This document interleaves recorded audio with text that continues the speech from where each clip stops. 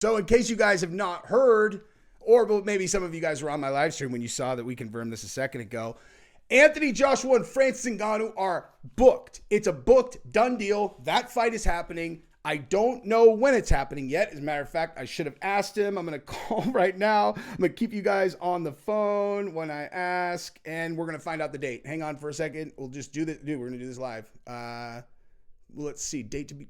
Hey, what's the date, by the way? March 9th. Let's go. Love you, brother. Congrats. Later. March 9th in Saudi Arabia. Let's go, dude. Wow. I can't wait to see what the betting odds on this are because, listen, dude. Listen. Which is a harder fight for the guy? What? For Francis. My brain's all over the place, man. What's a more challenging fight on paper for Francis? Tyson Fury or Anthony Joshua? Because I would say pretty unequivocally that it was Tyson Fury. And how did that go? Right? So, man, that is so exciting. I literally found out 90 seconds ago and I just shut off my live stream and went on here to make this video. Okay, so what are we talking about? Big money. That's what we're talking about. So, listen. Now I'm going to tell the whole story from front to back, every single thing that's happened throughout this thing in terms of what it took to get this done, so on, so forth, etc. Put some respect on Markel's name, period, dude. Okay? This whole thing, so Markel Martin, Francis's manager, put this together. There's no one who has rode with Francis like Markel, dude. Seriously.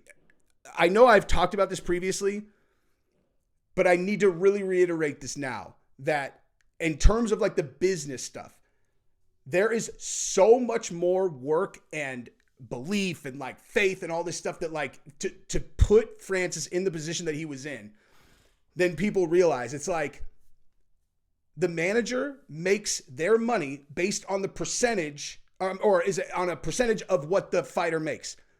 Francis had to turn down so much money to become a free agent, and Markel advised him to do so. He rode with him the entire way. Every time that Francis bet on himself, Markel bet on Francis also, you know?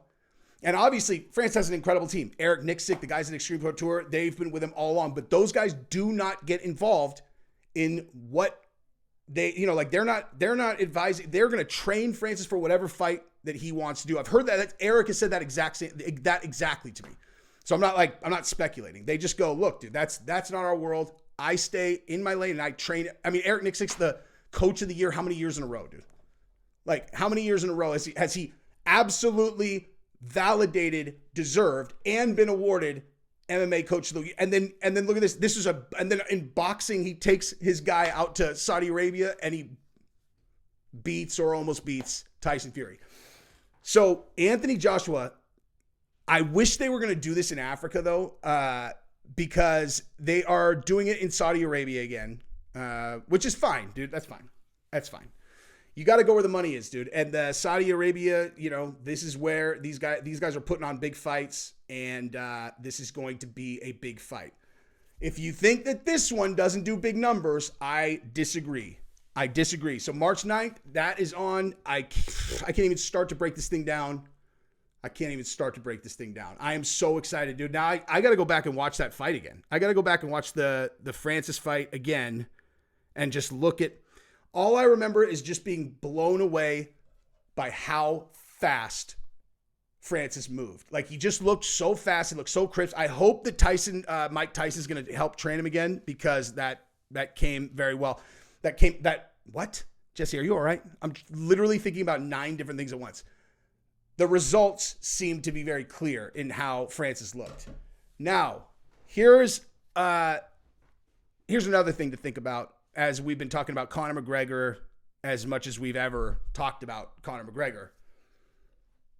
If these guys are putting this fight on the Saudi Arabia, that team over there, They're coming into combat sports. They are funding PFL. They are doing these barn burner fights. They're putting on both the Tyson Fury and Usyk fight. Now they're doing Francis and Anthony Joshua. They just did the Deontay Wilder and Anthony Joshua fights, which was ultimately going to lead to Anthony Joshua against Deontay Wilder. That is what you need to understand. Anthony Joshua, he fulfilled his end of the deal. Deontay got his ass kicked. Deontay Wilder got his ass kicked in that fight and did not look good. The other dude looked amazing, but that guy doesn't have a name. He doesn't have the name. They can't sell Anthony Joshua against that. They could sell Francis Ngannou against Anthony Joshua. So he walked himself into the fight. This is a game of relationships. You know, the last one, I saw Markel in the full traditional Saudi Arabia, I don't know, like the garments or whatever. And I was like, that's a great sign of respect right there. That's exactly like that's what I would have done if I thought of it. It's like, if I'm going to be here, I'm going to roll like they roll, you know? But if you think about that, and then you think about the fact that, you know, Conor McGregor was just over there sitting next to one of the big, you know, decision makers over there talking about Manny Pacquiao. Conor wants out of that UFC contract. I guarantee it, dude. I guarantee it. He wants to fight over there. He wants to fight in one of those, and he wants to get paid, and he wants to do boxing. He wants something new, you know? But he's going to fight in UFC first, you know? He is under contract, but God, I would do anything to know if he has a sunset clause. I would literally do anything to know if he has a sunset clause. Anything. Because if he doesn't, man, it's going to be rough watching this play out, because he's just going to get put on the shelf and whatever. But let me think about this, dude. If he signed a new deal before he fought Dustin Poirier in January 21, man, his sunset clause could be 26, man. Could be in 2 years. I don't know. I mean, I would love to see the UFC put on a Manny Pacquiao and Conor McGregor boxing match, you know? Like Manny Pacquiao against Floyd Mayweather. By the way, what is that about, dude? What on earth? What is that about? Why? Why would they do that in Ryzen? And why would they announce it the way that they announced it? That was so dumb. Anyway, so here's what I think is going to happen next when it comes to Francis Ngannou and what comes next if he beats Anthony Joshua. If Tyson Fury beats Usyk, that's what comes next. Like, Francis is now officially in the mix. That's what this means. This is not just Francis is going to fight Anthony Joshua. What was Francis's goal from the very beginning? The goal was to become the heavyweight champion of the world. Okay? This now, the fact that he's fighting Anthony Joshua, he is going to have the opportunity to do that. And if you're not rooting for this guy, if you are not rooting for this guy when you really wrap your brain around the journey that he's been on, and as a matter of fact, that's what we're going to talk about right now. I'm going to put this at the beginning of the video. So now that Francis has guaranteed himself this Anthony Joshua fight, if he wins, he will fight for the title.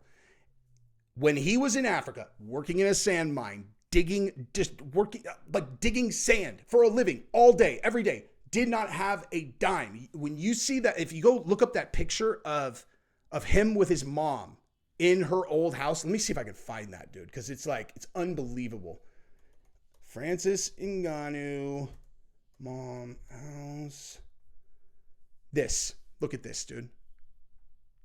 Look at this.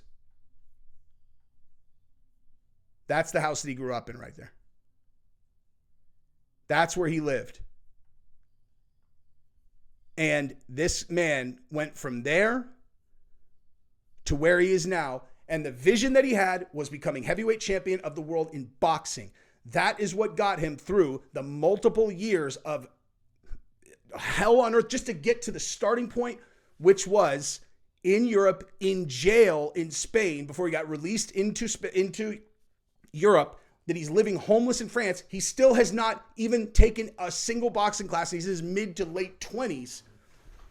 And his dream is to become the heavyweight boxing champion. And now he is going to have that opportunity, because now every fight matters now, dude.